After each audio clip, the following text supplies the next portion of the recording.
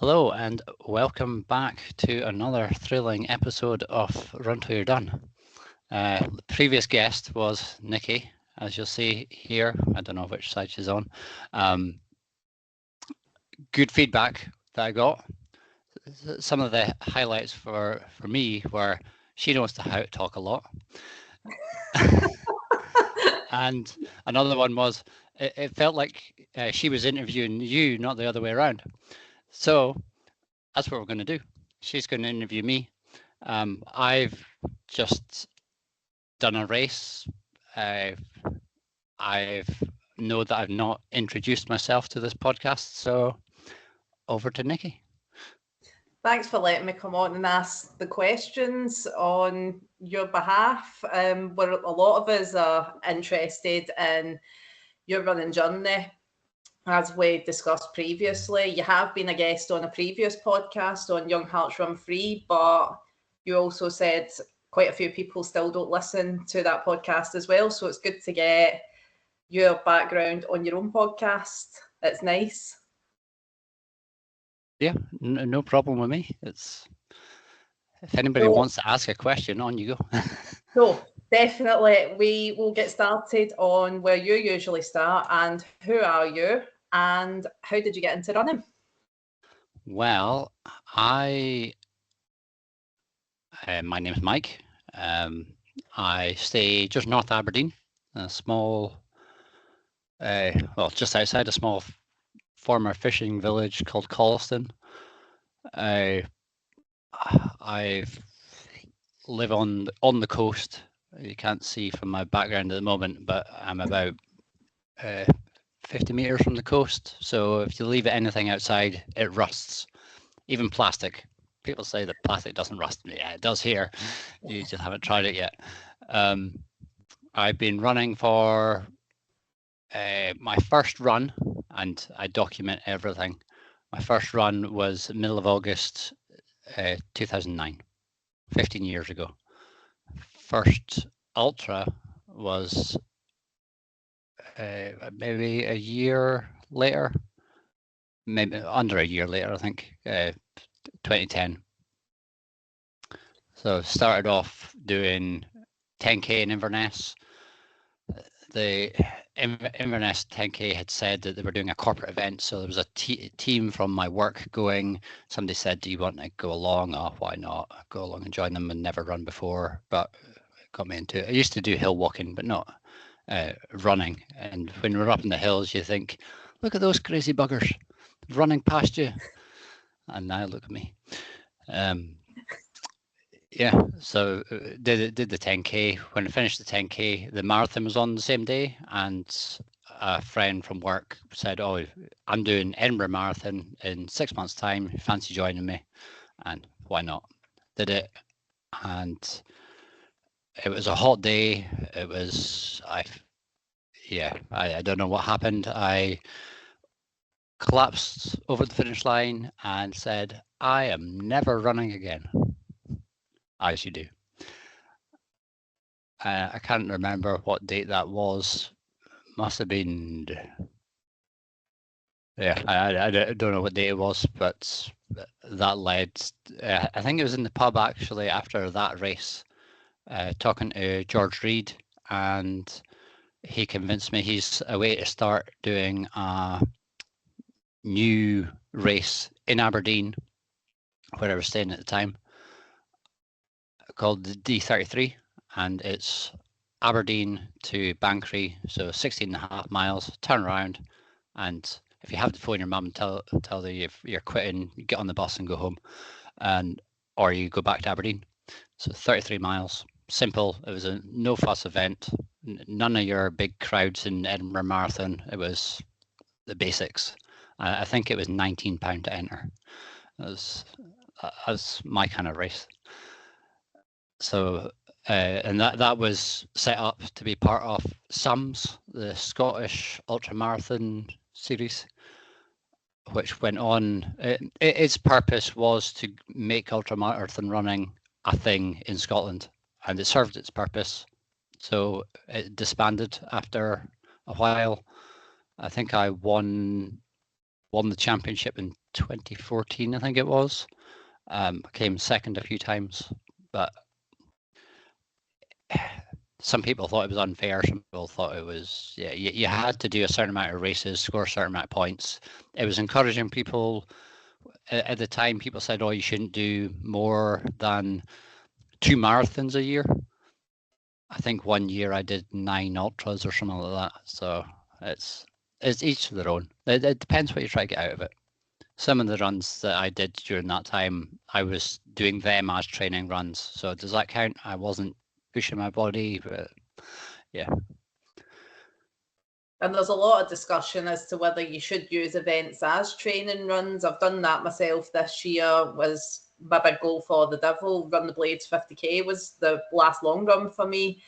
And I've had feedback, oh, you shouldn't use an event as a training run, but why not? You know, You use it for whatever you want to use it for. You're paying your entry fee, so why not? Definitely. So going back to that first 10k, do you remember your time for that? 53 minutes. So is it at that point you'd never ran before, not even at school? Yeah, thinking about it, I used to do some cross country at school, but that was 15 years previous to that. So I don't think there was any relationship between how I ran then and how I ran when I was 29, I think. So 53 minutes, a lot of people say, everyone should say it's all relative, which it is. For me, 53 minutes is my PB for a 10k, which I am delighted at. Did you know from that first run how fast and how good you were going to be? Like, did you know you were going to be a front runner? From that run, no. I didn't know what I was capable of. I thought I was capable of being faster, and even at 10k, I wouldn't be expecting to win a 10k if I went out.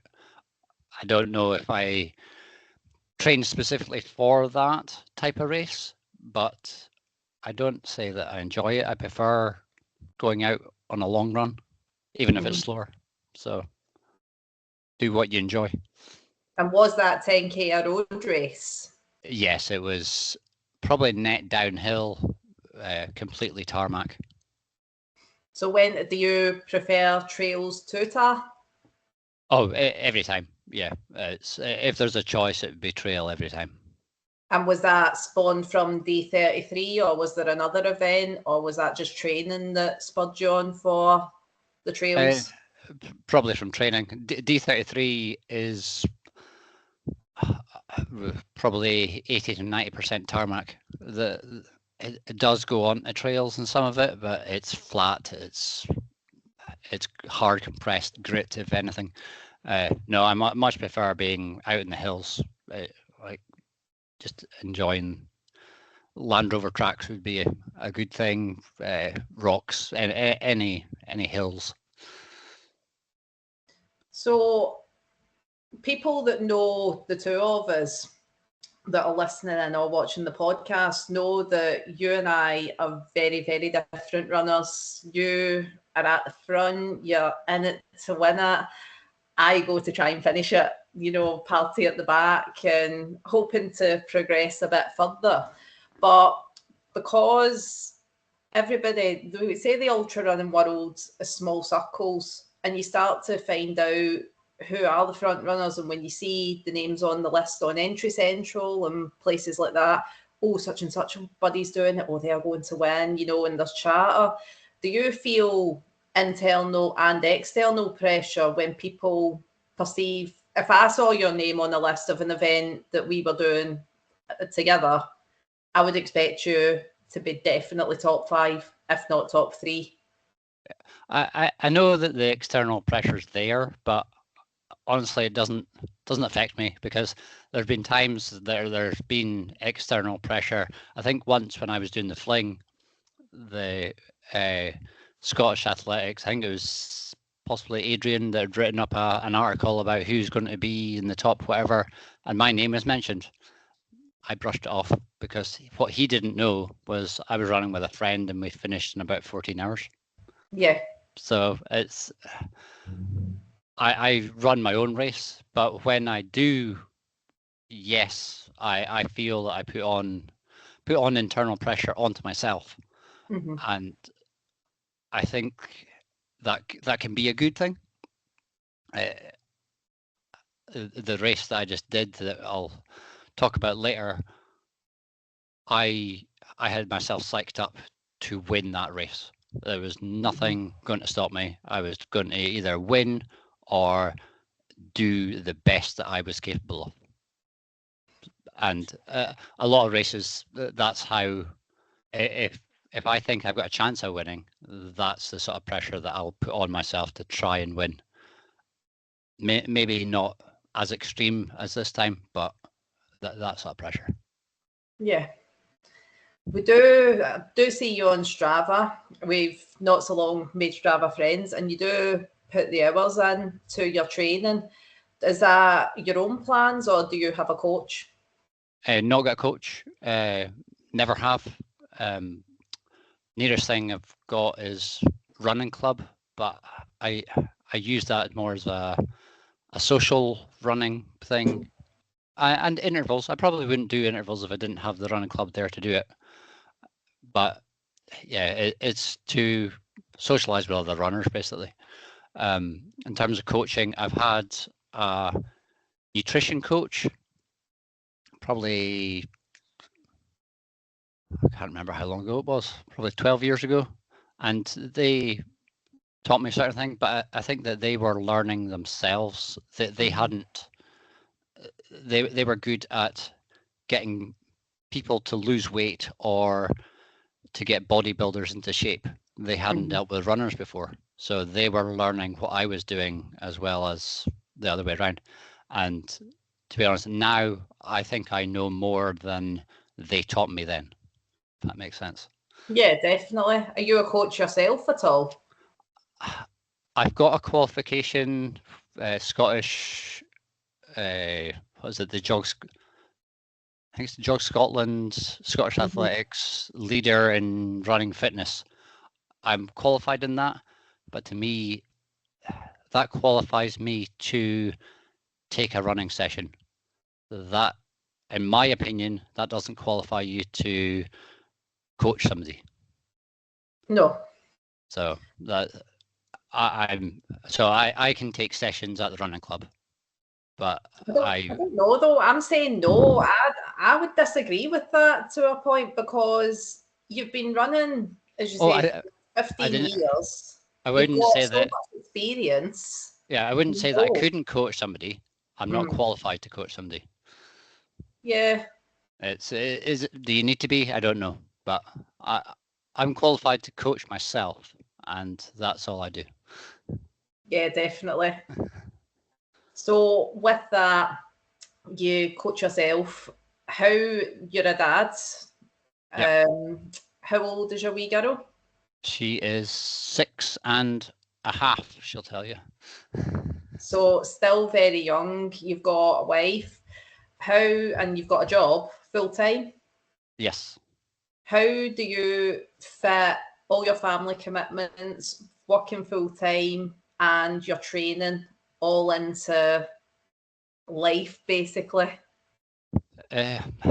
We make it work. If you want to do something, you find the time to do it.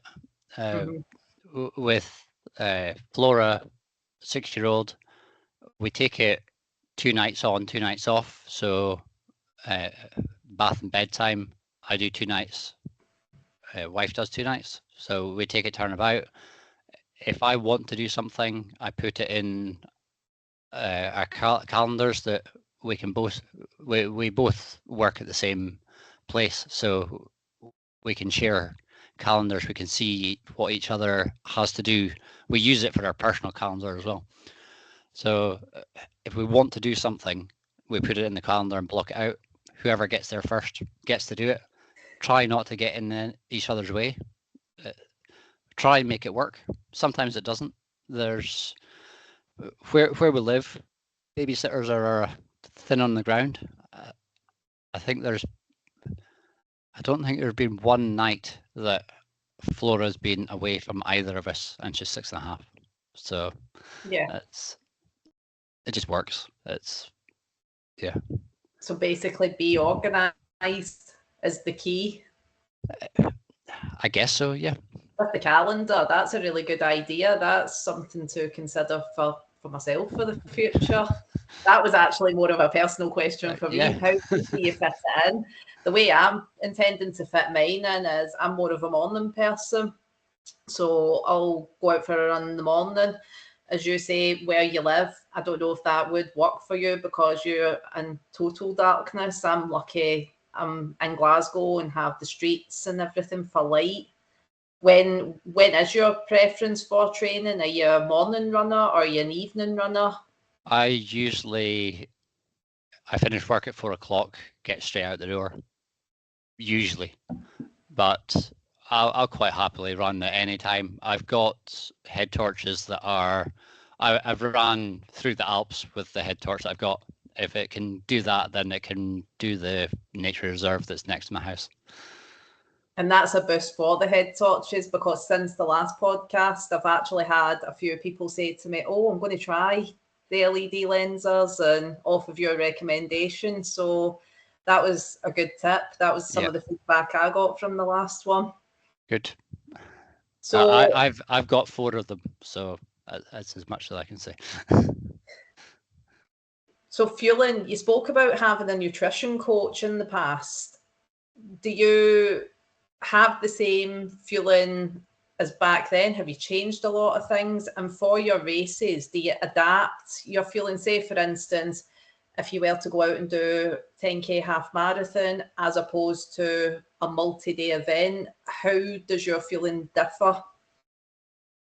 The nutrition coach was probably more on daily food, that's your normal diet, with a little bit of running in it. But for likes of a 10K, a normal, like my standard run is 6 miles or 10 miles. I wouldn't normally fuel for that. So they were telling me what to eat before a run or what to eat after a run, what to eat during the day so that you didn't need to fuel in your run, that type of thing. But uh, for 10K, 10 miles, half marathon, I'm not sure. If it was a training run, I wouldn't fuel. If it was a race, I would probably anything up to marathon, even 50K, I'd be on gels. Mm-hmm. Anything over like ultras, real food, and as soon as possible. Uh, you find, or I find that later on you might not want to eat something, so get the real food in when you can. Don't let your stomach stop working. If you don't use it, then it'll shut down so that it can concentrate, your body can concentrate on putting blood and whatever to the areas that need it. So get the proper fuel in while you can, which is at the start of the race. Yeah, I totally agree with that. For the likes of backyard, when you're running multi-days, could be then fueling every lap, constantly every lap. So that's someone, a really wise person told me, a wise runner said your fueling is like your fingerprint, find what works for you. So in your backyards, especially, you're saying every lap, what works for Mike Raffan? What will you eat on lap 1 and then what will you eat on lap 30? For me, breakfast cereal. Just breakfast. Yeah, if you look at it, it's carbohydrates, and that's Yeah. what you're wanting, and that's what works for me. I found that and through experimentation over, I've done 10 backyards, and I've only just realized that oats give me runs and not the type that you want. So I don't eat oats, and I was fine for this race. So that's something. It's taken me. I think this is Ultra 61 or 62. I'm not entirely sure because DUV is not 100% up to date. But it's taken me that long, 15 years of running, to realise that that was the case. So did you get the runs just from eating oats, and you didn't twig until fairly recently that that was the case? It's never straight away. It's several hours later. Ah, right. That's interesting. But if I have oats for breakfast and then run at lunchtime, then I'll need to go to the toilet. Oh, that's really interesting. Because it's something that I've never ever thought about. Like, you would automatically think, well, I automatically thought, like, I've had a gel on an empty stomach once, and that is a mistake you make once because I had to go to the loo. It's similar, but it happened instantly. Whereas with you saying that and then having to go later on, that's actually quite fascinating how long it takes to work through your body. So, yeah, it's good that you realise now, though. Yeah. Yeah, and it's from a backyard. I had, I think I had Weetabix, oats, maltodextrin, and milk all in one bowl, and something was making me go to the toilet every lap. And I cut one thing out, nope, still happening, cut another thing out, and it got down to the oats. It was like, that's the thing that I was wanting. So scrap that, go back to it, add everything else back in, and I'm fine. So there you go. It's that. And did you manage to make it back after every loop, or was it mid-loop that you would have to run into the bush? No comment. Fair dues. Does an ultra runner go in the woods? Yeah. Oh, I would say that I've had that experience, but I haven't yet. So still learning. So you've done 60 odd ultras. That is a lot. Do you have a favourite race where everything went absolutely bang on, the dream race, got your A goal, fueling was perfect, or do you even have a favourite race where it didn't, and because you purely finished, that was what made it good? I've got lots of races that there are individual aspects of it that I've really enjoyed. Performance-wise, I've done the Great Glen full course, so the 73 miles. I've done it 4 times, I think, and I've won it 3 times. But it's the time that I came second that I thought I had the best performance. And the reason why was I was deliberately running with somebody else, and I asked the race director, could I run it with them? They're not going to get penalised for me running with them. The answer was no. I had paid my entry. I wasn't a pacer because I'd paid my entry. They can't stop me. We got to halfway, 35 miles, and one of the marshals says, oh, no, you're not allowed to do that. I was like, well, I've got permission. I'm allowed to do it. And it got me. At that time, I was an hour and 7 minutes, I think it was, behind the leader. And that got me so worked up and adrenaline pumping. I picked up some gels from the leftover table and went for it. That's when I started racing. I finished in second place, a minute and a half behind the leader. That's insane. So performance-wise, yeah, that's my best race. And where did your friend come? Do you remember? She was second female, I think. Fantastic. I don't know how far behind, but there's other races like the hill. I went into that confident. It's 160 miles. It was my first Mark Cobain event, and nobody knew who I was. It was down in England in the Peak District, and nobody knew who I was, which was good for me. And I heard Mark telling people at the start on, most people aren't going to finish this, and I had it in my head, I'm going to finish it. You don't know who I am. I know who I am.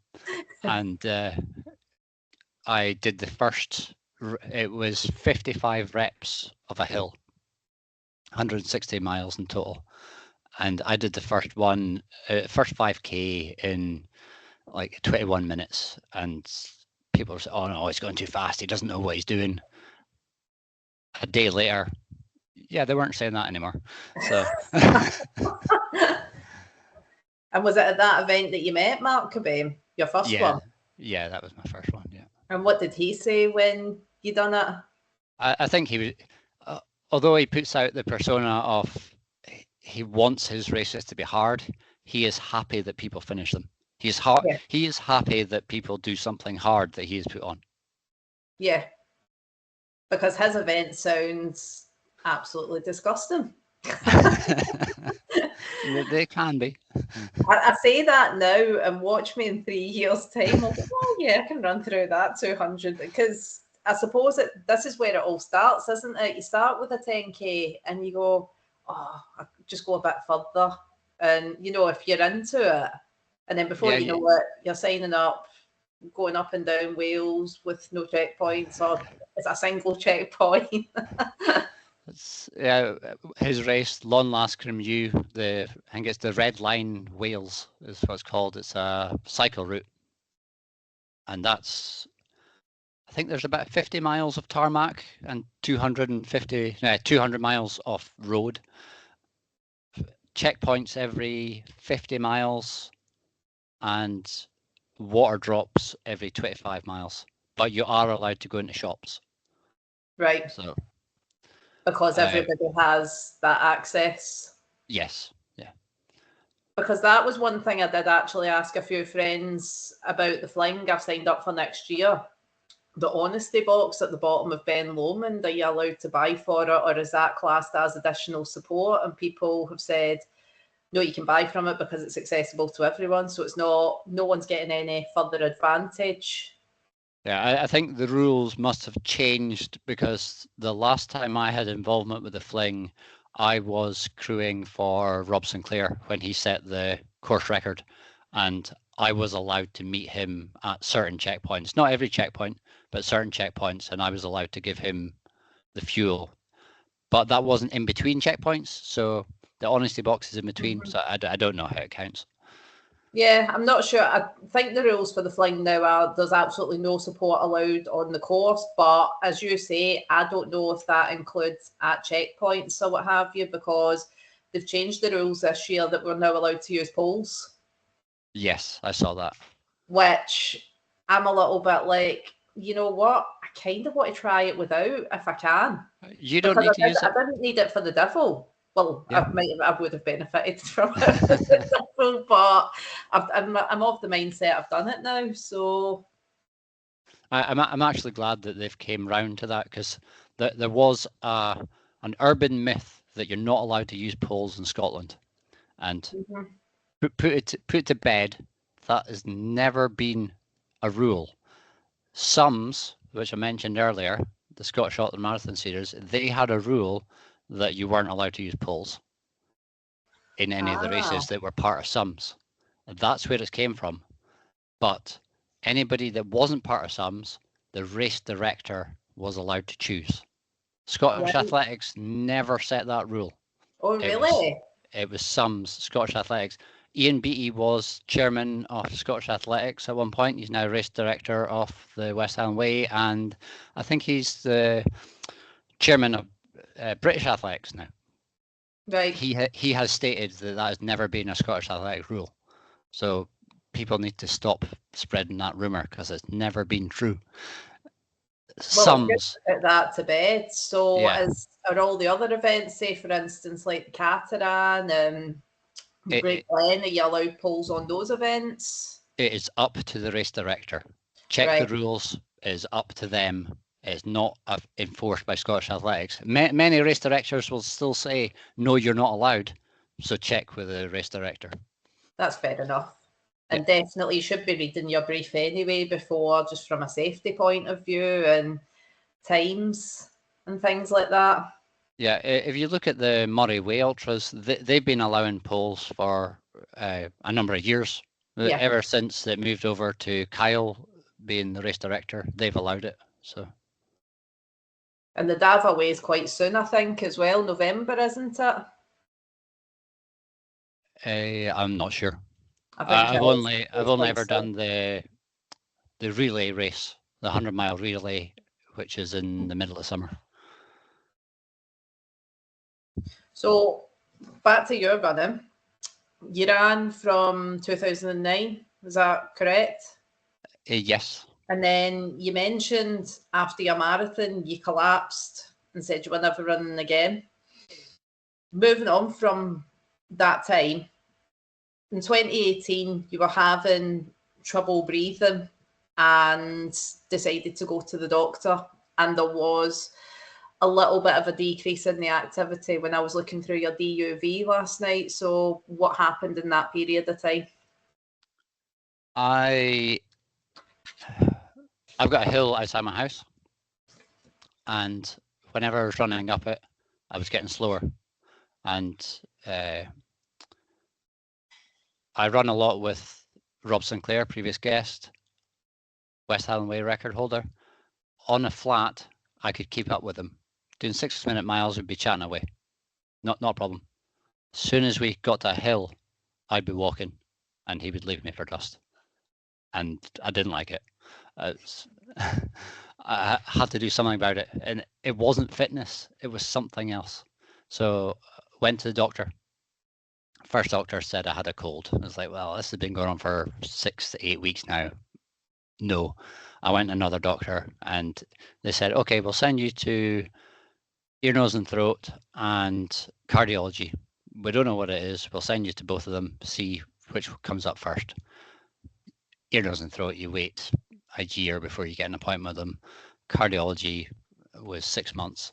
So I was lucky in that their queue was so long that they had sent somebody down from Inverness on a Sunday to try and clear some of their backlog. And he was a runner. He got me on, I think it was a ECG, so measure my heart rate, and couldn't see anything. Had me on a stress test on the treadmill, and nothing. And he's like, because he was a runner, he said, right, there's something not right here. You used to be able to do that, and do that. We're going to find out what it is. So he sent me for a CT scan, and they put a needle in to get the isotope into you. You'll probably know more about it than me. I've had enough of them, honestly. Yeah, you put the needle in to do the isotope. That was fine. They did the scan, not a problem. Afterwards, it's a big memory now. I can't see why they would be taking the needle out afterwards. But anyway, after the scan, they said, oh, sit there for 15 minutes just to make sure everything's okay. I was wearing my Garmin, told me my heart rate, and I watched as it was 32 and dropping. And I said, nurse, there's something not right here. So they said, oh, come in, lie down, we'll see what's happening. And they had to take me in. I couldn't walk. I was feeling that dizzy. And they said, okay, well, get your bed. You're not going home tonight. But it meant that they looked at the results there and then. They probably would have found what they found anyway, but they looked at it straight away and they went, oh, there's something not right there. We're not entirely sure what it is, but that's not right. Various scans, my perfusion scan, MRI scans, and God knows what else later, found out I had a aberrant coronary artery, a right coronary artery. So my right artery is growing out of the left side, but it's going round and doing what it needs to do. But two problems is it takes a route that goes through other, let's call them pipes. And if those pipes squeeze, then that artery gets blocked. When you get a blocked artery, you have a heart attack, or cardiac death as it's actually called. And you don't survive. The other problem was it was going in at an acute angle. So rather than going in at a right angle, it was going in at like 30 degrees or something. I'm not entirely sure. So after various scans and doctor's appointments and whatever else, having met several ultra runners in the process, because they're doing your ultrasound on your heart, they're doing your angiogram, they're sticking a wire into your heart and watching you on a monitor, and then you talk to them at a race later on. So there can't be too much wrong with ultra running if all the cardiologists are doing it. But yeah, I had an operation. The artery's still in the wrong place, but it's going in at the correct angle now. So Right. I've had CT scans afterwards and other scans afterwards, and as far as they're aware, I've got a fully functioning heart. And in my head, somebody else that is on the start line hasn't had that assurances. So I know that I'm okay. They haven't, because I was just a random person on the street that had a problem. Well, they might be the same. Yeah. So, but if anything has came out of this, I would say that if anybody's got any symptoms that's to do with your heart or anything serious like that, go to the doctor and don't give in. Don't let them tell you there's nothing wrong with you if there's actually something. Don't let them tell you it's a cold. It's your health. Go to the doctor. Don't be a man about it and go and get yourself sorted out. No, for sure. And that goes with anything like lumps, bumps, anything that's not right. Definitely, even if the first line at the GP tries to brush it off, persist with it, definitely get a specialist referral, as you're saying, and get it checked out. Exactly. Because it is scary. Even as a health professional, it's a scary thing to go through. In some ways, as a health professional, it can be worse because anything that Joe Public hasn't thought of, we've seen.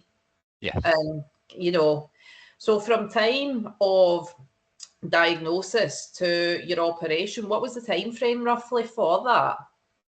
It was from first diagnosis, I had to wait about 6 months to get an MRI scan.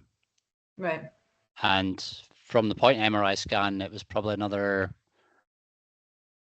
maybe 3 months after that, something like that. After the MRI scan, it was pretty quick, and the MRI scan wasn't strictly needed, but the initial doctor didn't want to give the people in Glasgow any chance of turning around and saying, no, you're not getting it. Yeah. They wanted to give them the full facts and say that this is everything you need to know.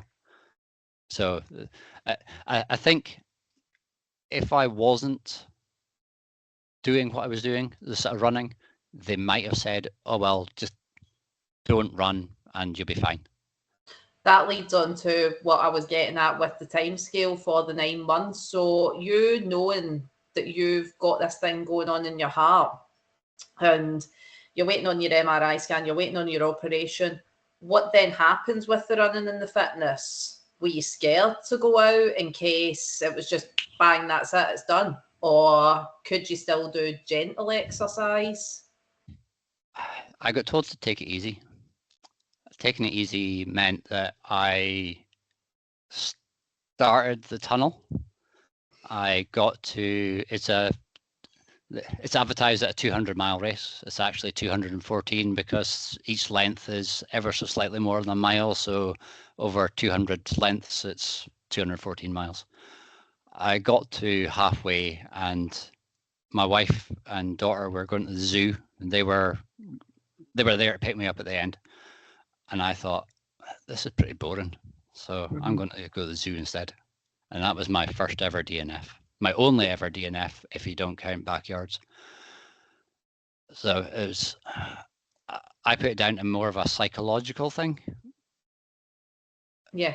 I knew in my head that I used them as an excuse that I was bored and they were doing something more fun. That was my excuse. What I think I got told to take it easy and I shouldn't have been running. Maybe I shouldn't have been running. Maybe that's what it was.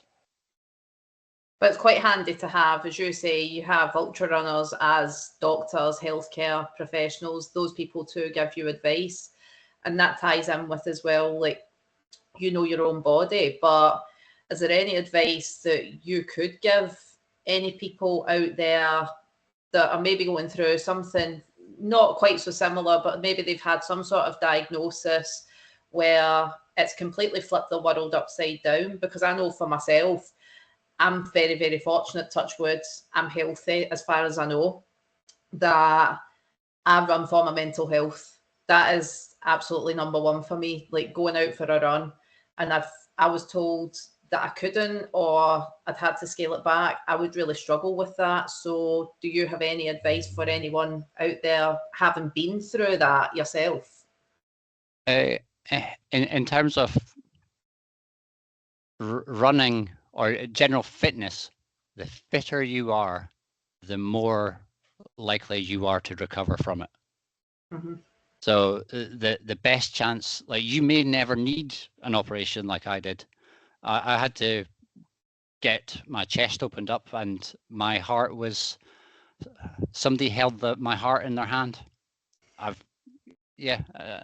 can say that blasé now. At the time, it's like my heart was stopped, and I technically got a blood transfusion because they took my blood, cleaned it, and put it back into me. Mm-hmm. So I never got somebody else's blood; it was my blood. But my heart was stopped. The reason why I survived it, quickly, recovered quickly, is because I was fit. And during the MRI scans, they could see that was evident, that they without knowing my history, or certain doctors looking at the scans, they could go, oh, he's fit, he's athletic, because your heart enlarges, and they could tell that. Right. So in terms of getting out of the hospital, I had the operation on the Tuesday and I was home on the Friday. And the only reason I wasn't home earlier was because you've got to pass certain tests.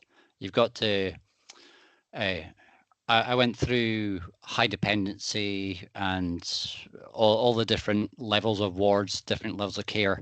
And then it was just you're here until you pass.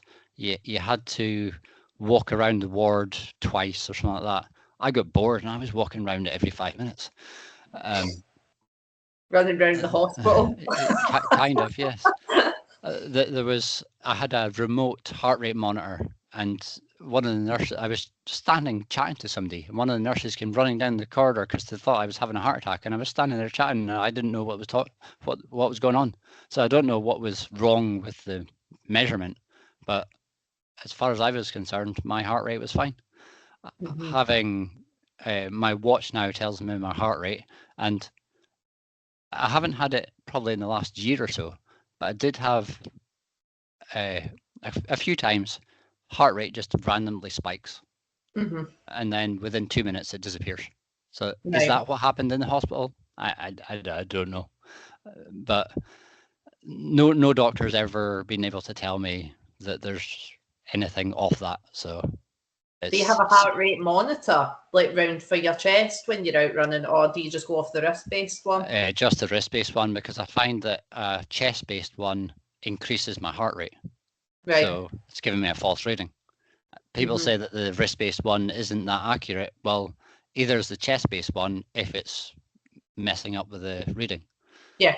So, but no, you were. I can't remember what you were asking. You were saying about recovery. No, the time frame.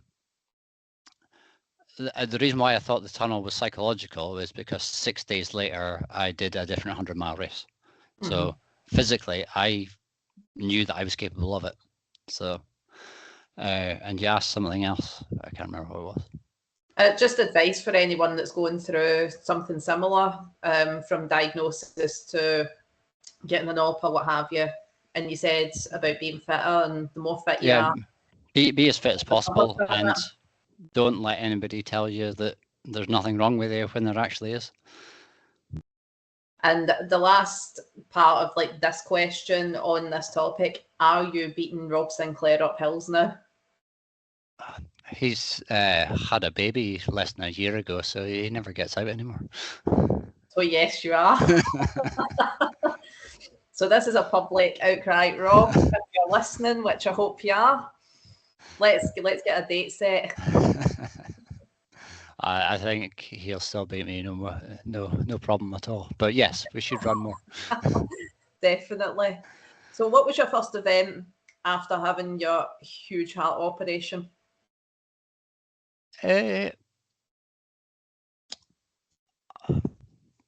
I'm not entirely sure. Let me have a look. It might have. Was it the tunnel? I'm not sure if in 2020, because everything was cancelled for COVID, wasn't it? Yeah. I'm wondering if there was a relay for D33 or something like that in the March that you done in 2020, which would have been right before lockdowns. No. According to DUV, my first race back was Suffolk Backyard. So, Right. that was my first backyard, and I honestly didn't know what I was doing. I only signed up to it 2 weeks before the actual race because I'd never even considered doing it, and on the Facebook page it was up, a notification came up saying, oh, there's only 2 weeks to the race day, entries closed tonight. Oh, entries closed tonight. Oh, I'm interested in doing that. I'll do it. I had trained to do a personal challenge that everybody was doing during lockdown, doing FKTs and stuff like that. So I had trained to do that, which was all the Monroes over 9,000 feet. 9,000 feet. Is that right? Yes. Yeah. In Scotland. So there's 9 of them in total. 5 in the Cairngorms and 4 in the Nevis Range, the Right. Lochabbers. Is it Lochabbers? Yeah. And 80 miles in between them. So I trained to do that. Went to do Suffolk instead because I thought I hadn't done enough preparation for the 9,000s, so I'm going to do the backyard instead. It'll be easy. Why not? I went into it and honestly didn't have a clue. I brought a deck chair. It was hot, so I brought a brolly as a sunshade, and I had a box of food, and that was it. No crew, no nothing. Got to 25 or 26 yards, and I'd had enough. I wasn't enjoying myself because I hadn't prepared for it. And if you ask the race director, Lindley, he'll say, oh, I was too hot and blah, blah, blah. That was my excuse. I'll be honest, I didn't have a clue what I was doing and I gave up early. But the key thing is I learned from it and I improved the next time. And I went back and it took me 5 backyards before I actually knew what I was doing, various different things that I did wrong. And yeah, but to answer your question, Suffolk Backyard, So was that 2021? 2021. Operation was 25th of February 2020, which was 3 weeks before the first national lockdown in the UK. And yeah, in terms of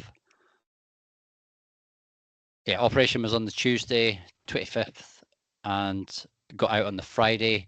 And going back to what I was saying, because it all comes round again, you had to do certain tasks before you get out of the hospital, and one of them was go for a poo. Because if you have anaesthetic and you don't go for that, then you've got problems because your body's all bunged up.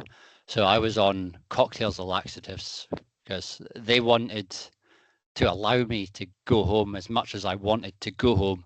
So on the Friday we got out and went to the National Running Show on the Saturday in the SECC in Glasgow, which was packed and probably shouldn't have went there, knowing later finding out that COVID was on the go, enclosed environment.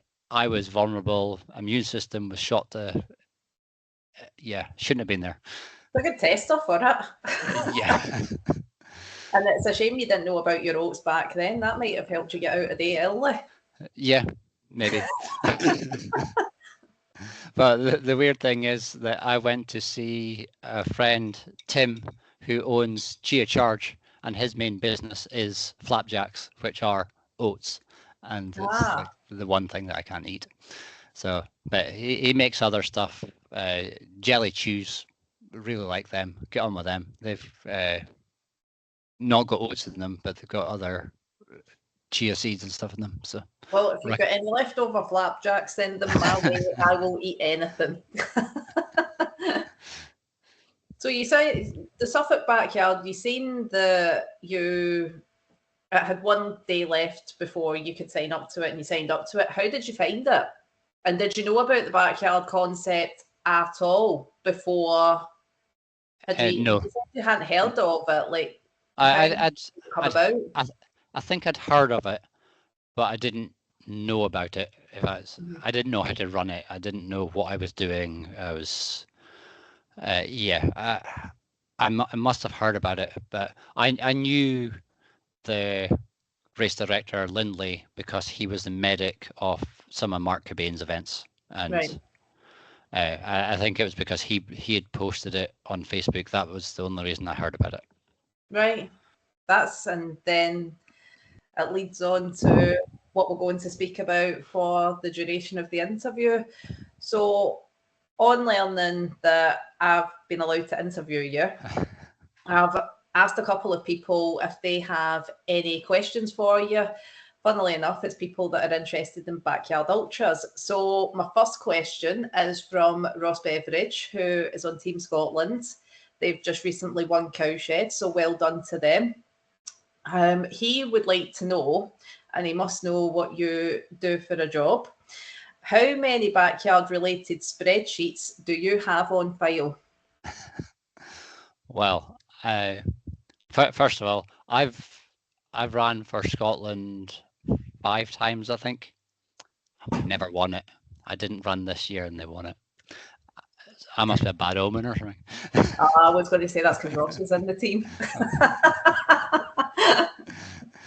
But no, spreadsheets.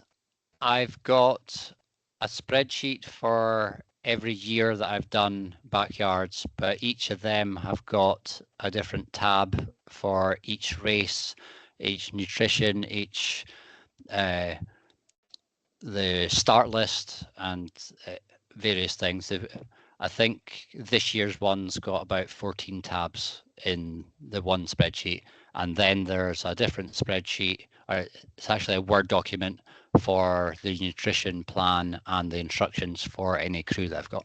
But not just crew. If I'm doing it solo, that Word document is for me, because if I write it down when I'm in a healthy state, if I'm 40 hours in, then it's written there. I don't need to think about it.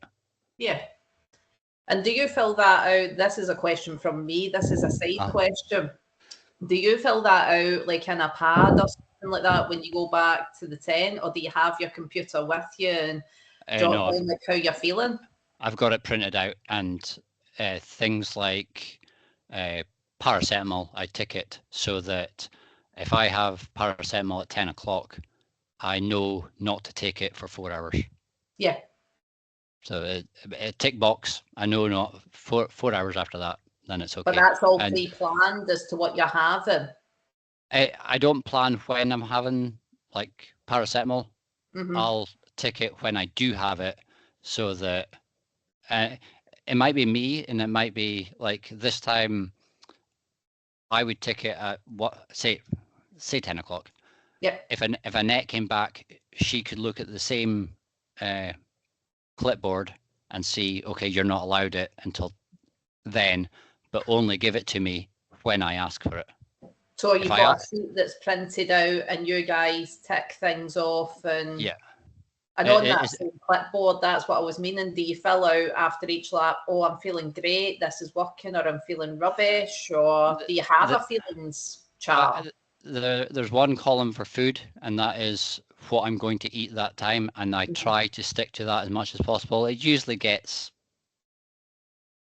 24 hours in, you're not necessarily eating what you said you were going to eat. But I try to. And you might get back onto it. But there's also a blank.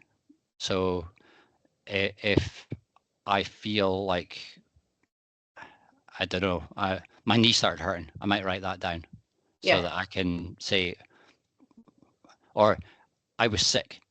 Was that to do with the food I was having at that time? So, but one thing that I did, I think it was after a Highlander 2 years ago, I had something like 35,000 calories. Right. It's nonsense like that you can, that doesn't mean anything to anybody. But would you advise taking a crew? Oh yeah, definitely. If you can get a crew, then it's much easier. Down to I was doing 40, 43 minute, 45 minute laps, yards, whatever you want to call them. And I would come in, have something to eat, and lie down every time. People would say that I'm going out too fast. No, that's how I felt comfortable doing it. And then I was able to lie down.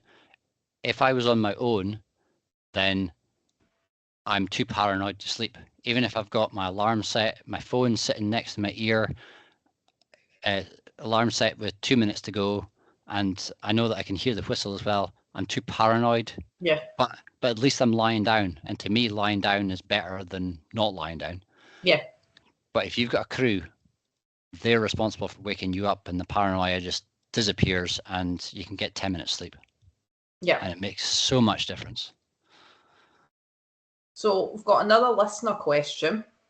This one is from Kaylee Webster, who is fairly new to the backyard scene, and she has Golspie this weekend. So good luck to Kaylee.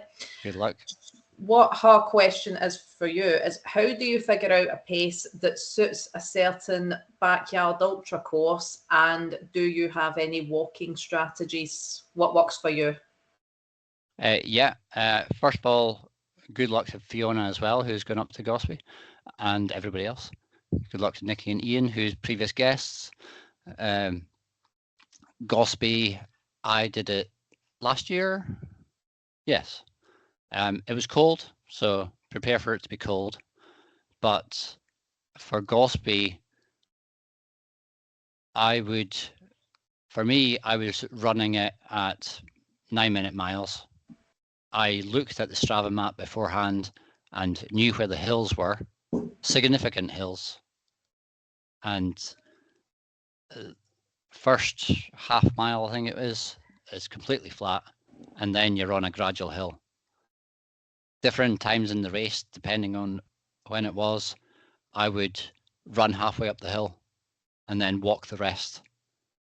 And what I normally do is run the lap at a pace that I feel comfortable, and most of my runs are at 9-minute miles ish, something like that. So that's a pace that I feel comfortable at. And for like a Golspie, I got to a certain point at 20 minutes, and then I got to the end at 40 minutes. So I knew that point where I was earlier, as long as I'm there by 30 minutes, because that's my halfway point, then I can finish the lap. So I can adjust my walking strategies based on that. But normally, for me, I would prefer to get in with 10 minutes to spare. So I would base my time on a 50-minute lap and walk it around that. Or run it, walk it, whichever you need to do. Thanks for answering that. And to echo you, good luck to everybody doing the event this weekend. I know last year's was the first one that they done. I'd be looking forward to doing it in the future at some point for sure. Hopefully you get the Northern Lights this year, because we did, even though I never saw them at all. So that would be really nice. Yeah. At some time during the night, apparently the Northern Lights were out, but I didn't see them. But that's because I didn't look for them. Heads up to Nikki and Ian. If there's a warning for them, tell the runners about it because we want to see it. Was there not a lap as well last year where they dressed up? Or there was hats or something like that? I can remember. That Yes. doesn't remember that now. They had a silly lap. I think I was wearing a Teenage Mutant Ninja Turtles hat. Yeah, I can't remember which lap it was. It might be in like lap 3 or something like that. Is that in the brief? I think it might have been. Something that Australians do, and it is becoming more and more popular throughout the world, is lap 22, you wear a tutu. Nice. So I've never done it myself, but one person was doing it at Suffolk the other week.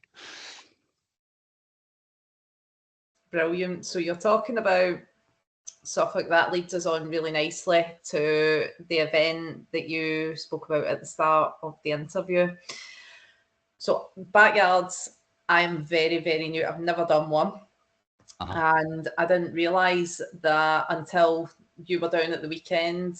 I was asking Ross, Kaylee, everybody, all different questions about it. I didn't even realise there was a whole format to getting into the UK team. So how is it that you got selected for it? And can you touch on as well for other listeners and viewers, what is the deal with bronze and silver tickets I've heard of? Yeah, well, first of all, you haven't done one yet. Yet. So get that sorted out. And that is a warning to the family. Right. First of all, what you didn't ask was there is a Four Nations Championship. Right. And that is Scotland, England, Northern Ireland, and Wales. And if you've done, it used to be 24 yards. It's now low to mid 30s or more. Then the team selector for the Scotland team anyway will be in touch with you. And how that works is each year it's in a different location. This year it was Cowshed. I think next year is Highlander. So there are, I don't know what the rules are for next time, but previously it has been 10 people in a team. There has to be at least 2 females. I would prefer it to be probably 6 people in a team and 3 and 3. So 3 males, 3 females. But you're never going to get it right. Everybody's going to have something to say about it, but we'll see. And every lap that you do is 1 point for your team. So if you have 10 people doing a lap, then it's 10 points, and the other teams will be the same. And you keep on going until there's 2 people in your team, and the last person is only allowed to do 1 more because they're the last person standing for that team. Usually, and it always has been so far, the Four Nations is part of a bigger race. So the Highlander race is on when the Highlander race is on, and the Four Nations is tagged onto it as well. Right. Somebody who is running for a team can keep on running and win the event as an individual. And that's what I did in what was Lionsgate, is now called Pig in a Hill. Scotland, all the other Scottish runners had stopped, but I kept on running and I won the race. Right. So technically, I was the Welsh champion that year, but that got forgotten about when it wasn't a Welshman that won it. Yeah. So, not saying anything there. I won Highlander in the same year, so I won the Scottish Championship, so that's more important to me. Yeah.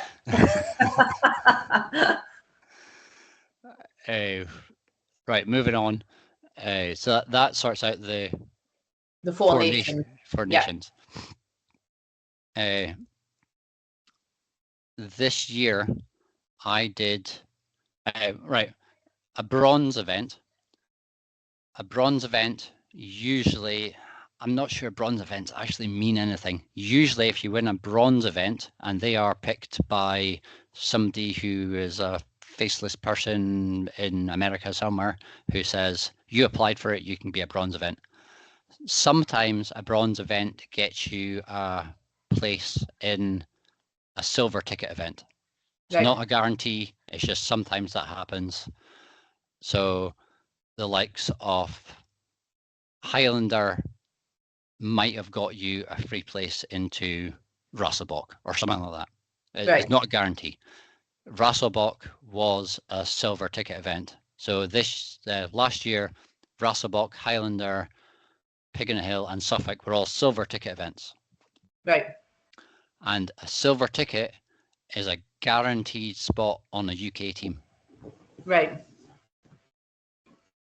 So I won Rasselbock with 42 yards. So I got a guaranteed spot on the team. And Thomas Hugon, previous guest, won Highlander. He got a guaranteed spot on the team. Ian Bethune won Piggin Hill, guaranteed spot on the team. He only got 27 yards, which wouldn't have been enough to qualify in the other way, which I'll tell you about in a second. The last race was Suffolk. It was won by a Polish guy called Lukas. Because he was Polish, the silver ticket was null and void. So nobody, the second place was Matt Blackburn. He was UK. Because he didn't win, he doesn't get the prize. Doesn't get the silver ticket. The other way of entering the team is being on the at-large list. So the team is made up of 15 people. So you take away what is now 3 silver tickets. That leaves 12 on the at-large list. Right. Now, Matt would have been top of the at-large list because he had 87 or 88 yards. I had 42 from Rasselbock, but I had a silver ticket, so my 42 didn't matter if I had scored 27 like Ian did because he had a silver ticket. The other people on the team had to score in the top 15 in the country, or the top 12 in the country, because there was 12 spaces. So it got to about, I think it was 37 yards was the minimum you had to score to be in the at-large list. And if somebody like Matt Blackburn was doing Spartathlon 3 weeks before the UK race, so he decided not to do it. Right. And to be honest, he's got a place in the World Championship the following year, so he didn't need to. It was up to him. He didn't need to do it. So that's quite chivalrous. I say chivalrous, like it's not chivalrous, maybe like the wrong word, but good that he's actually given someone else a chance on the team. Because as you say, if he's got a ticket anyway, then let someone else have a go. You could say it like that, That's definitely good of him. And just to touch on as well, how going back to the Four Nations, how you say you would have comprised it of 3 females, 3 males. I think the likes of Sarah Perry and Megan Eckert have smashed that glass ceiling for female ultra runners. Karen Nicol as well. Yeah. All spectacular runners, even with Sarah winning the UK version. I'm unaware, you probably are, but is Sarah the only female winner in the world? Only female winner of a national championship. Yeah. Yes. As far as I'm aware, yes. There have been, Sarah herself has won backyard ultras, but as far as I'm aware, she's the only female winner of a national championship. That's incredible. But Karen fights for getting 2 separate categories, male and female, and I don't want to get involved with that debate, No. whether there should be male or female, because I'm not going to win that. It's not an argument that I'm qualified for. No. So, and I think if you get sensible people that can, I suppose, to an extent, agree to disagree. Like I've heard in the past, like touching on my own research, I've heard that Laz has said he doesn't want to split the categories up because he wants to push the ladies all that much further. And I understand that, but at the same time, I understand Karen's viewpoint as well. Yeah, Laz's argument is, in the past, when races have given a place for first female and a first male, if the female is the only one left, then they'll stop because they've won the first female prize. They won't go on and win the overall prize because they don't need to. Whether that's true or not, well, Sarah Perry won the team championship, so whether it's true or not, for me, what I believe should happen is we should be putting as much effort as possible into getting more females to do the race. I don't necessarily agree with splitting the categories up. If that happens, then it won't affect me at all. I'll still be racing.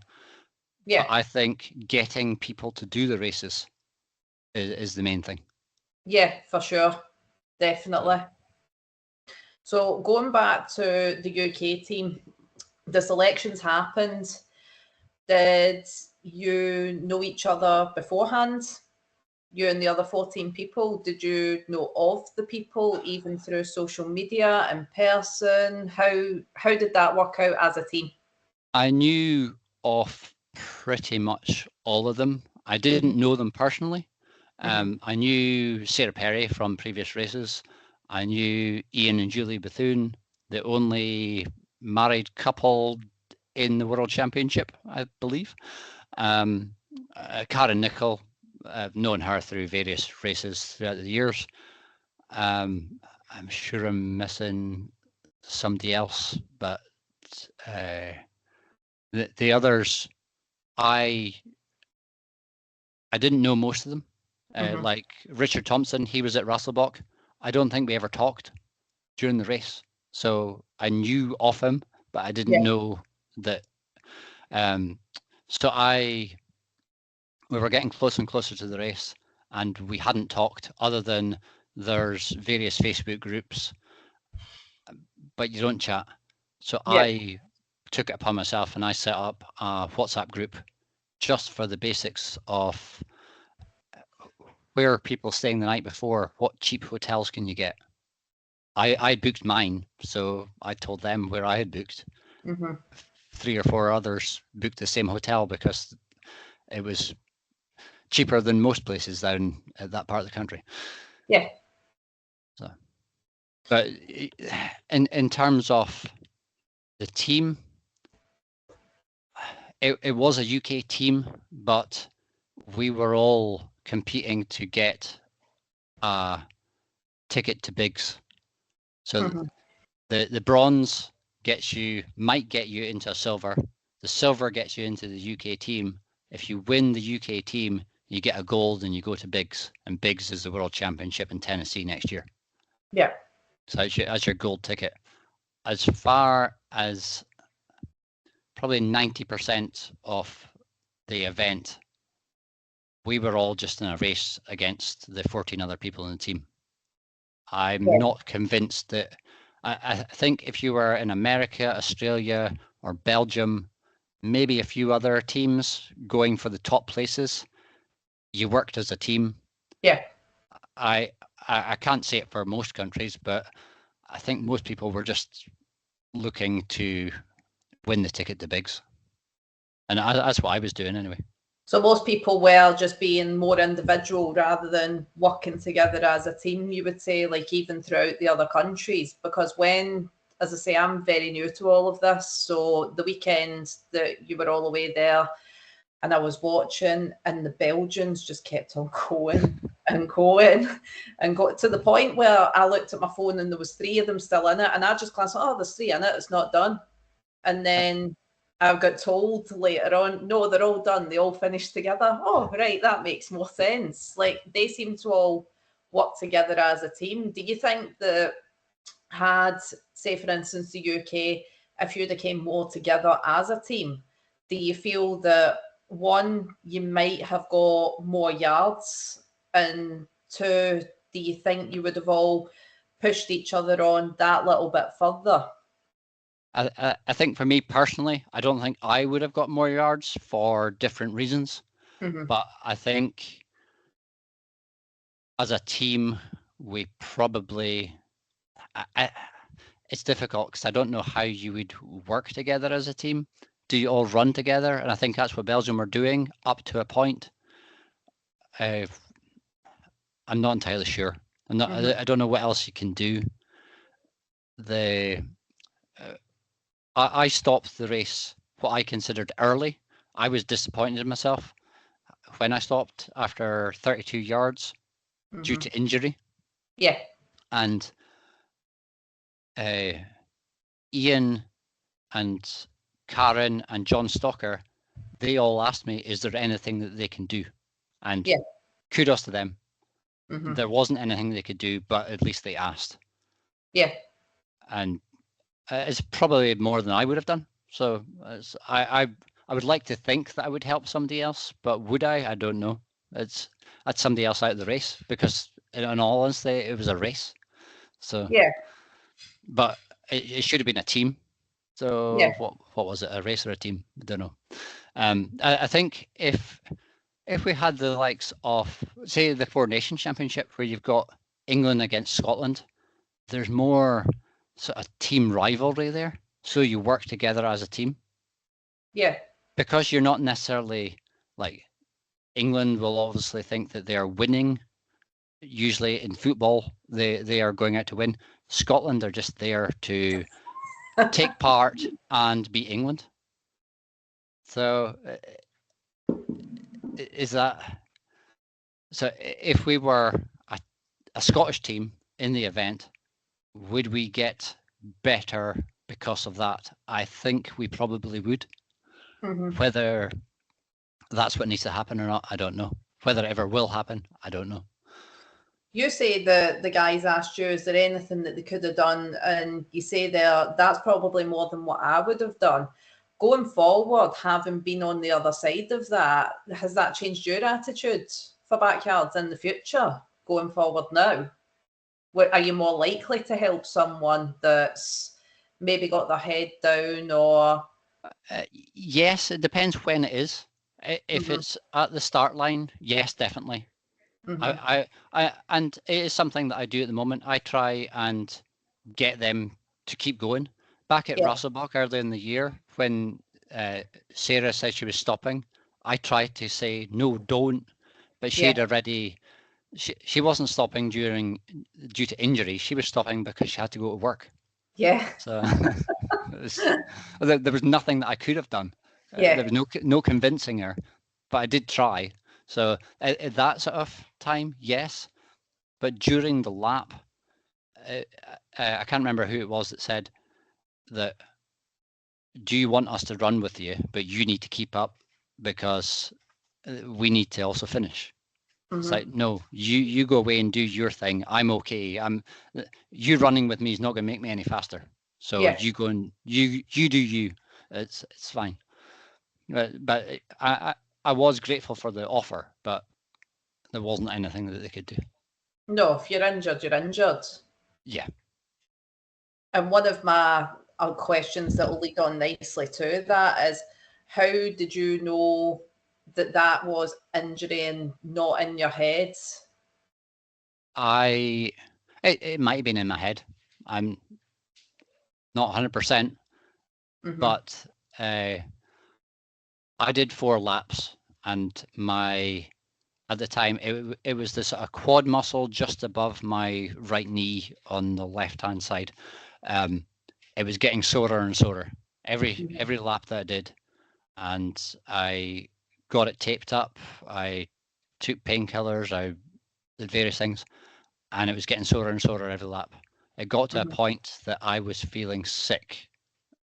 It was so sore I was feeling sick, and to me that whether that got into my head and I finished, I might have been able to do more.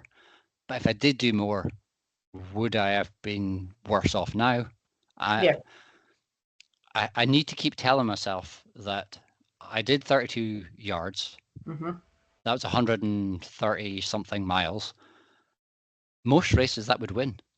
Yeah. So it's just because this was the best of the best Yeah. in the UK.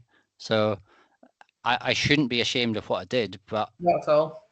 I'm bitterly disappointed in myself with my performance. And in a way, that makes me want to do better next time. Which is a motivation. Yeah. And I know how I felt not winning, which makes me want to win. So and how is the knee now? The knee is, well, actually, we were staying in the van for 5 days after the race, and I was putting out the rock and roll bed, and something hadn't clicked into place. So I was kneeling on the bed, and it dropped. So I basically went from probably about, how high is it? 40 centimeters, kneeling straight down and landed on my knee. I can still feel that. I can't really feel the pain from the race. Yeah. It's like, and we've got a carpet in the van, and it feels like carpet burn. I basically knee dropped 40 centimeters, full body weight, and that hurts. But on the other hand, my left Achilles, I've deliberately been taking rest. I'll probably take 2 weeks rest. My left Achilles is, if that had been that sore during the race, and thinking about it now, I think it actually was, because I put on Compeed onto my heels, because it felt like I had massive blisters, but I took my socks off and there was nothing there. But it was because it was the tendon going up to my Achilles. It was that was sore. Was I compensating for that, and that's why my knee was sore? To be honest, it doesn't matter. I just want to fix it. So Yeah. at the moment, rest is the best thing I can do, and then I'll work on leg strength. So Yeah. I do a lot of sort of weightlifting, cross training, and I probably do more core and upper body than I do leg. Should I move to more leg? I reckon that I get enough of that with the running. It's probably a wrong thing, I think. So I don't know. We'll see what happens. If it's one thing I'm finding, it's definitely still train the legs to make them stronger. I know what you're saying with the running, but definitely build on the muscle just to make everything that little bit stronger, reinforce it. And then, as we previously discussed in the last episodes, it's injury prevention as well. Did you end up changing your shoes? You said that you were taking down, was it 4 pairs of shoes and 8 pairs of socks? How did that work? Yeah, I think I even had 10 pairs of socks. But yes, I had 4 pairs of shoes. I had 2 identical ones. And I think probably about 100 miles. I've got it written down on the clipboard, but I've not looked at it. I changed into ones that were slightly more cushioned, thinking, will it make any difference? And I don't know if it did or not. The other pair that I had were identical to them, but a half size bigger, and Right. I didn't even go near them. They've never been worn, so probably a good thing that I didn't go near them. So I've got another listener question. This one is from one of your teammates, Luke Carter. And what he would like to know is, this is going to be something that only the other 14 of you can answer. Did you like the course? I probably would have preferred it if it was slightly hillier or slightly more technical, but just out of boredom. there were sections in it. There was long, straight. It wasn't even Land Rover tracks. They were compressed grit, but they were built up in the middle, which caused a camber, and did that disrupt my knee? I'm not sure. I would try to run in the middle where you're at the top of the hill. Looking at it normally, there's not a hill, but when you're running for 24 hours, you notice there's a camber on that road. So it wasn't my favorite course. No. No. So would you say it was quite an easy technical? It wasn't technical at all. It was quite an easy runnable course. It was easy, runnable, and there are going to be some big miles done on it. And is that why you were probably the world second fastest yard in yard 2? Was that intentional, or was it still you getting a feel for the course and adrenaline and what have you?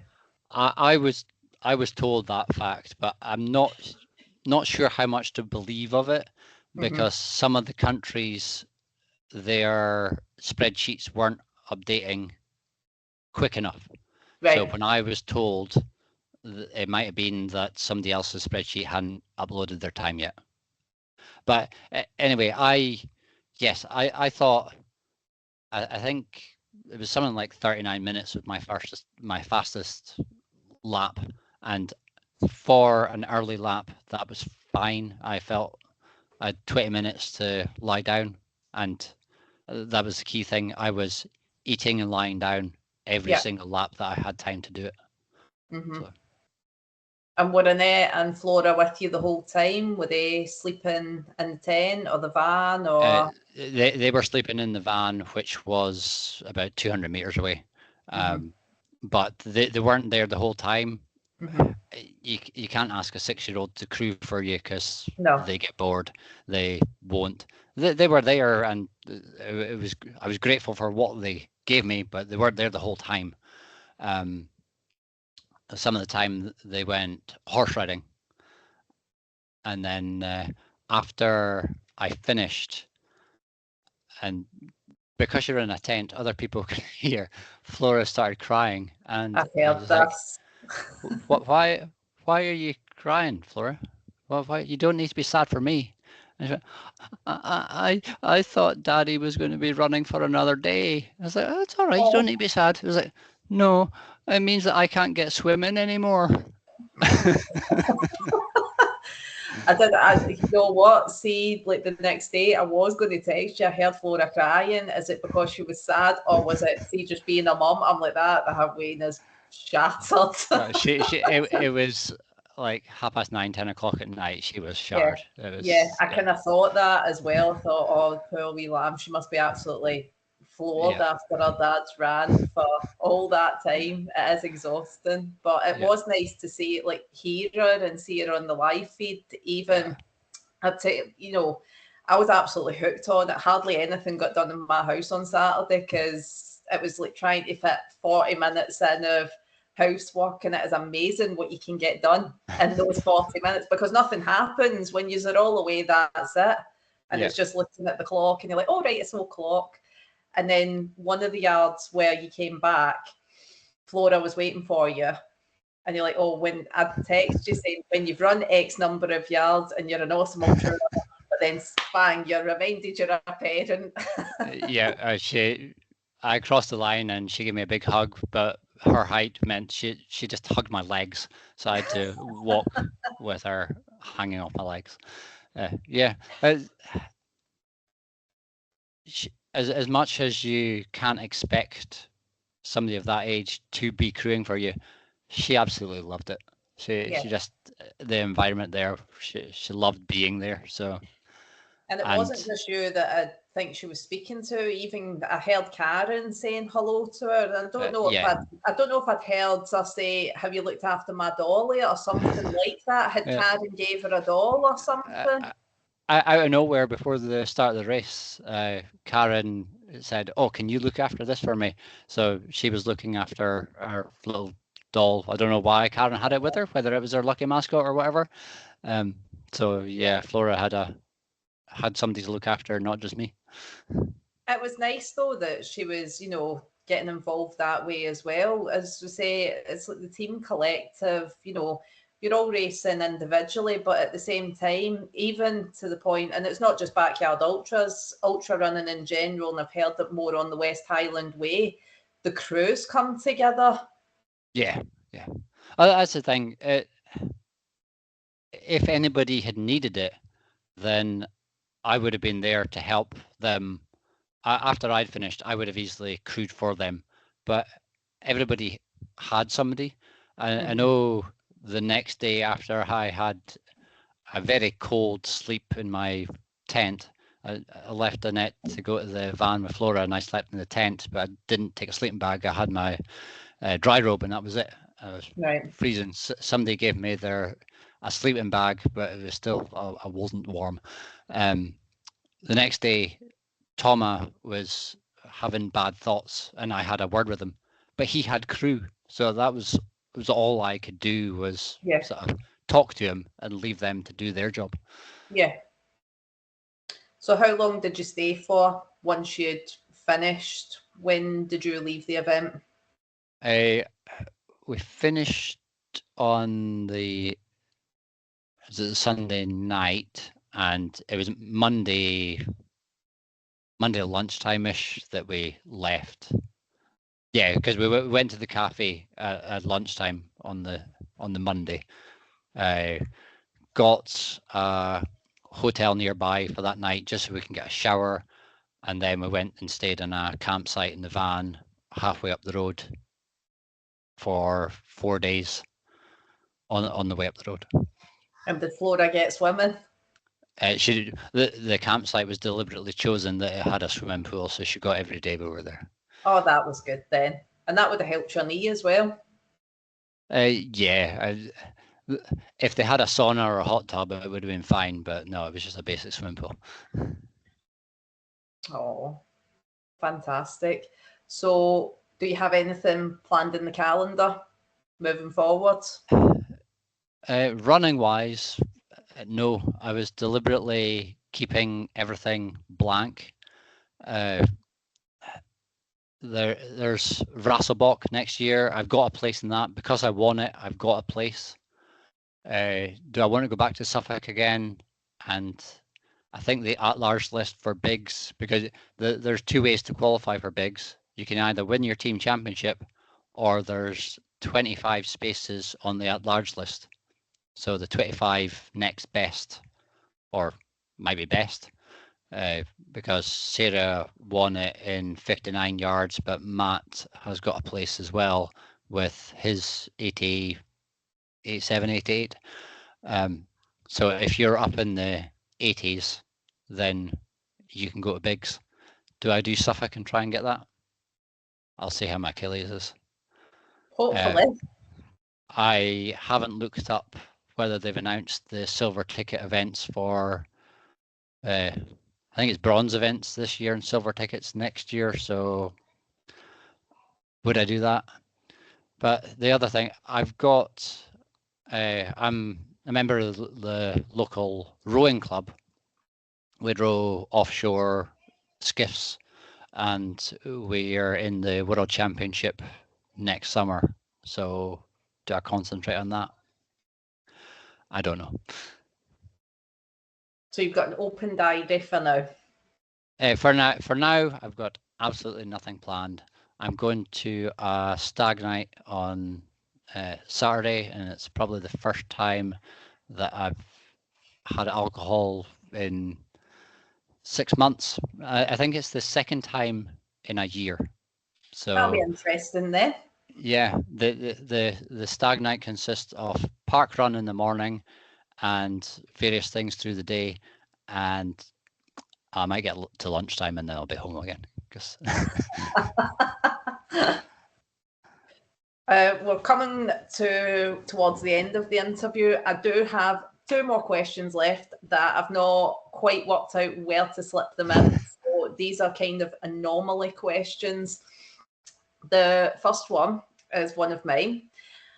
I was sent a photo of you when I was starting to get to know the ultra running community, and was told, This is Mike Raffan. He's absolutely nuts. This is why you had a dead squirrel on your backpack. So, what is the squirrel story? Well, there's lots of stories, and most of them are not true. There's a simple answer. Simplest answer is usually the best answer. Yeah. And it was during Last Commute, 250 miles. I was 70 miles in, and on the road, in the middle of the road, there was a grey squirrel dead.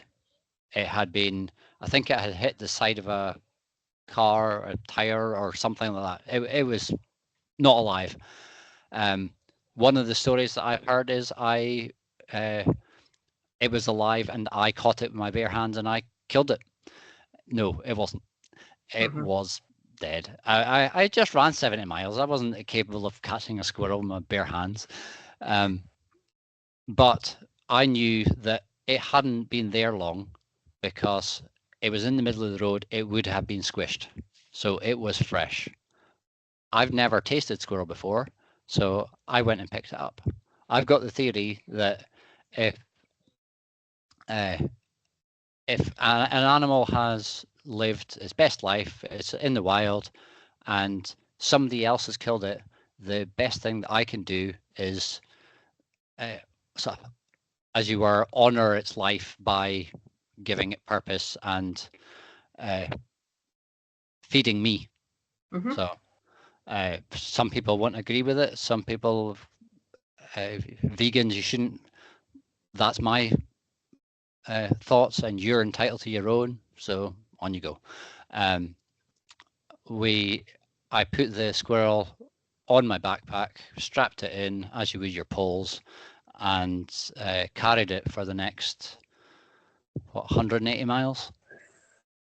And I went into the shop because you're allowed to go into shops during the race, and the woman almost refused to serve me. And it was during the horse meat scandal at the time, and I had the argument with her that you're willing to serve that certain brand that was involved in the scandal at the time, but you won't serve me. So she served me. Well, did you give it a name for the 180 miles? It was Boris. Boris. Yeah, because it's better than Mr. Johnson. That was. I would rather have that name associated with something that had a purpose. Fair do. So that is the squirrel story put to bed. Yep. Last question from us is, it's the last listener question, and probably the one that's closest to me, because this is from Alexis, my daughter, and I think it's quite a nice one to close on. What made you start the podcast?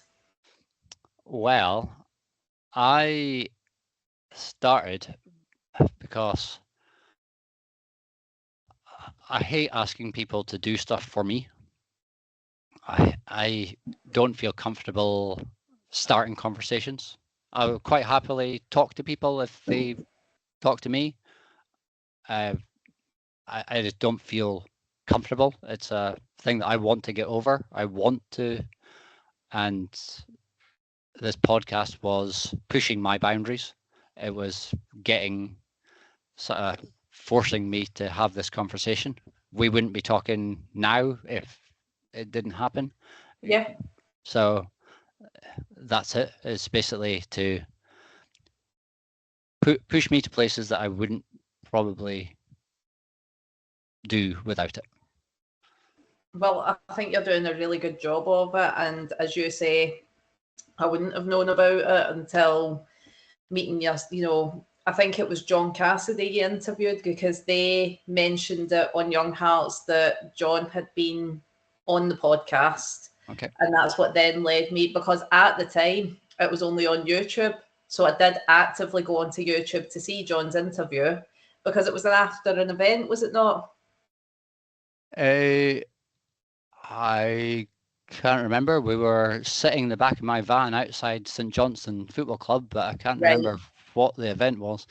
But yeah, it was I used to only do it on YouTube because I thought that I wanted to do interviews in person, not online, and I wanted to get the human interaction, seeing people's reactions to it as part of the experience. But the the masses of audience demanded that I put it on podcast, so that's what has happened. And we're glad you have, because now we can listen to you on the run. Yep.